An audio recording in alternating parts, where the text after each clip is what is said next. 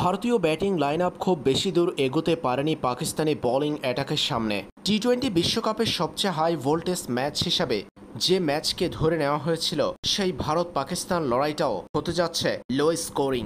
বৃষ্টি বিঘ্নিত ম্যাচটি শুরু হয়েছে নির্ধারিত সময়ের অন্তত 1 ঘন্টা পর। শুরুতে টসে জিতে ফিল্ডিংয়ের সিদ্ধান্ত নেয় পাকিস্তান অধিনায়ক বাবর আজম। ব্যাটিংয়ে যাওয়া ভারতের শুরুটা মোটেও আশানুরূপ হয়নি। পাওয়ার প্লেতে হারিয়েছে বিরাট কোহলি ও রোহিত শর্মাকে। এরপর অক্ষর প্যাটেল ও ঋষভ পান্তের জুটি কিছুটা এগিয়ে নিয়ে গিয়েছিল টিম ইন্ডিয়াকে।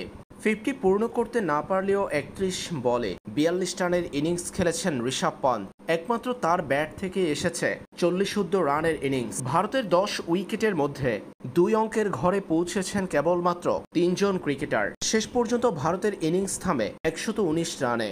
পাকিস্তানের হয়ে চমৎকার বোলিং করেছেন নাসিম শাহ। 4 ওভার বোলিং করে 21 রান দিয়ে 3 উইকেট পেয়েছেন তিনি। এছাড়াও মোহাম্মদ আমির পেয়েছেন 2টি উইকেট। 4 ওভারে 23 রান দিয়েছেন তারকাই পেসার। দলের হয়ে আরও 3টি উইকেট পেয়েছেন হ্যারিস রফ। শাহিন শাহ আফ্রিদির ঝুলিতে পড়েছে 1 উইকেট।